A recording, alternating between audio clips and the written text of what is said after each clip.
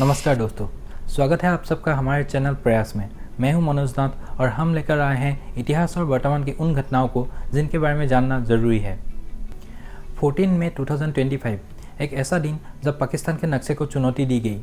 बलूच नेता मीर यार बलूच ने दुनिया के सामने ऐलान किया कि बलूचिस्तान इज़ नॉट पाकिस्तान और इसे कहा गया रिपब्लिक ऑफ बलूचिस्तान। एक सोशल मीडिया पोस्ट में उन्होंने यूनाइटेड नेशंस और दुनिया को अपील की कि बलूचिस्तान को एक आज़ाद देश के रूप में मान्यता दी जाए।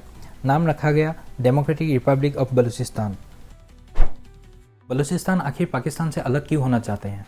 क्या बलूचिस्तान कभी पाकिस्तान का हिस्सा था ही नहीं? दोस्तों, बलूचिस्तान की बगावत आज की नहीं है, बल्कि ये तो 1947 के इंडिपेंडेंस के टाइम से ही शुरू हो गया था, जब ब्रिटिश और जिन्ना की धोखाधड़ी की वजह से बलूचिस्तान को ज़बरदस्ती पाकिस्तान के साथ शामिल किया गया था। अब इसमें ब्रिटिश एम्पायर का क्या रोल था, इसे समझने के लिए हमें कम से कम 1839 में ब्रिटिश के खनेत ऑफ कलत पर हमले से शुरुआत करनी होगी।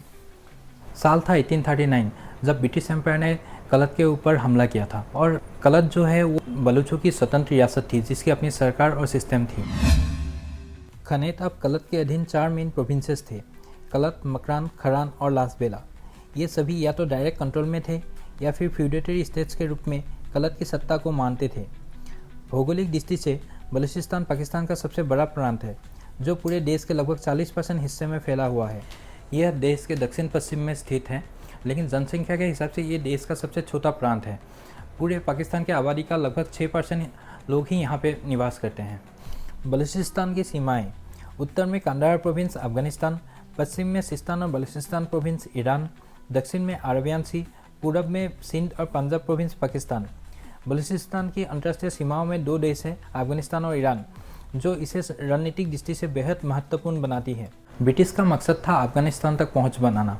रसिया के इन्फ्लुएंस को रोकने के लिए इसे एक स्ट्रेटेजिक कॉरिडोर के भांति यूज़ करना चाहते थे। मीर मेहराब खान ने इसका विरोध किया, लेकिन ब्रिटिश का पल्ला भारी पड़ा। विद्रोह हुए, बलिदान हुए, पर कलत पर ब्रिटिश का शिकंजा कसता गया।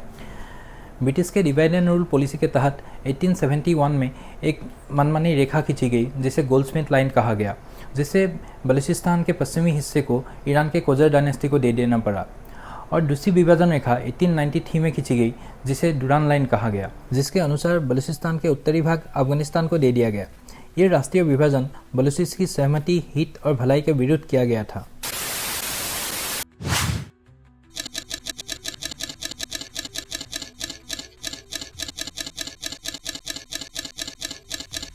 1947 में जब भारत पाकिस्तान आज़ाद हुए तो कलत ने भी खुद को स्वतंत्र राष्ट्र घोषित किया और उन्होंने यूनाइटेड नेशंस को पत्र लिखकर कहा कि हम पाकिस्तान में शामिल नहीं होंगे। लेकिन मोहम्मद अली जिन्ना, जो कलत के लीगल एडवाइजर रह चुके थे, उन्होंने राजनीतिक दबाव बनाया। मार्च 1948 में कलत को पाकिस्तान के साथ शामिल कर लिया गया बिना उनकी जनता की सहमति से, जबकि 1876 के ट्रीटी ऑफ कलत के तहत ये एक स्वतंत्र रियासत थी। ब्रिटिश इंडिया का ये हिस्सा नहीं, बल्कि समझौते पर आधारित एक सॉवरेन एलाइड स्टेट थी। 1947 में जब पाकिस्तान बना तो कलत ने भी अपनी स्वतंत्रता बनाए रखने की पूरी कोशिश की, लेकिन 1948 में दबाव में आकर खान ऑफ कलत मीर अहमद यार खान ने पाकिस्तान के साथ मर्ज होने को राजी हो गए थे। उनके भाई प्रिंस अब्दुल करीम ने इसका विरोध किया और पहला बलोच विद्रोह शुरू हुआ। तब से लेकर आज तक बलोचों का विद्रोह जारी है और अब 2025 में भी फिर से वही सवाल, क्या बलूचिस्तान आज़ाद होगा? खैर, आज़ादी का ऐलान तो हो चुका है। अपने आप को स्टेबल रखने के लिए जितने भी रिसोर्सेज की ज़रूरत है, जैसे गैस, मिनरल, पोर्ट्स, गोल्ड्स, ये सब तो बलूचिस्तान के पास है ही। अब ज़रूरत है तो सिर्फ रिकॉग्निशन की। बांग्लादेश को भी रिकॉग्निशन मिलने में थोड़ा वक्त तो लगा ही था। अगर बलूचिस्तान पाकिस्तान से सेपरेट हो जाते हैं तो पाकिस्तान को क्या लॉस होगा और इंडिया को क्या फ़ायदा? पाकिस्तान का एरिया लगभग 40% कम हो जाएगा, जीडीपी में नोटिसेबल गिरावट आएगी और पाकिस्तान की इलेक्ट्रिसिटी प्रोडक्शन का 50% हिस्सा बलूचिस्तान में होता है और पाकिस्तान वो भी लूज़ कर देगा। और चाइना, जो कि अभी तक पाकिस्तान का साथ दे रहा था, वो भी पाकिस्तान का साथ छोड़कर बलूचिस्तान के पीछे भागेगा, क्योंकि चाइना पाकिस्तान इकोनॉमिक कॉरिडोर जो बलूचिस्तान से होते हुए गुजरता है, उसमें चाइना ने काफ़ी हैवी इन्वेस्टमेंट किया है और ग्वादर पोर्ट भी उनके लिए काफ़ी इंपॉर्टेंट है।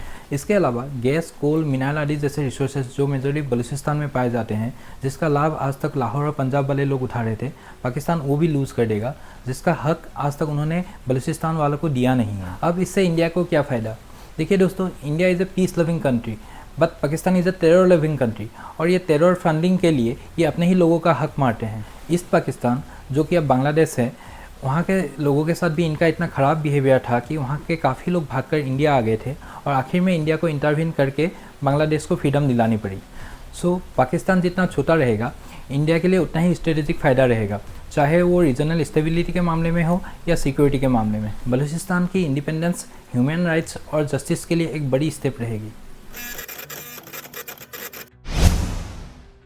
देखिए दोस्तों, मुझे पाकिस्तान पर ज़रा से भी भरोसा क्यों नहीं है, क्योंकि वहाँ की जो गवर्नमेंट है वो मिलिट्री का पपेट है। इंडिपेंडेंस से लेकर आज तक वहाँ की कोई भी गवर्नमेंट आज तक अपना 5 साल का पूरा कार्यकाल पूरा नहीं कर पाए हैं। वहाँ की मिलिट्री आतंकवादियों के साथ मिली हुई है, वो उन्हें फंड करती है, ट्रेनिंग देती है, और जब भारत उनके आतंकवादियों की धुलाई करते हैं तो वही मिलिट्री फ्रंट फुट पे आ जाती है। और जब हालत बेकाबू होने लगते हैं तो ये मिलिट्री पीछे हटकर गवर्नमेंट को आगे कर देते हैं। और जब गवर्नमेंट की हवा टाइट होती है तो उनको उनके चाचा फूफा जैसे चाइना अमेरिका वाले याद आ जाते हैं। सबसे ख़राब बात यह है कि जब वहाँ के आतंकवादियों का जनाजा उठता है तो उनको ऐसे शहादत दी जाती है जैसे वो बहुत बड़े धर्मात्मा या मौलाना रहे हो, क्योंकि यही रूप में वो लोग वहाँ रहते हैं, रिक्रूटमेंट चलाते हैं और अपने आवाम को बेवकूफ़ बनाकर उन्हें मिसगाइड करते रहते हैं। इसी में मुझे कार्ल मार्क्स की वो कहावत याद आती है कि religion is opium for the masses, और यह बात पाकिस्तान के आवाम के ऊपर सटीक बैठती है। लेकिन दोस्तों, बलूचिस्तान की कहानी सिर्फ राजनीति नहीं, ये भूमि है एक गौरवशाली सभ्यता की। मेहरगढ़ से लेकर इस्लामिक अराइवल तक, मीर जलाल खान से लेकर डॉक्टर महरंग बलोच तक, बलोच संस्कृति की गहराई तथा इनकी लीडर्स की गरिमाएं हम एक अलग वीडियो में विस्तार में समझेंगे। बलूचिस्तान अब सच में आज़ादी की ओर बढ़ रहा है या ये एक अधूरी कंट्री बनकर रह जाएगा, वक्त बताएगा। लेकिन हम आप लोगों को हर एक अपडेट देते रहेंगे। अगर आपको ये वीडियो पसंद आया हो तो लाइक करें, सब्सक्राइब करें और नीचे कमेंट में लिखिए क्या बलूचिस्तान को आज़ादी मिलनी चाहिए। तो मिलते हैं अगले वीडियो में। धन्यवाद। जय हिंद।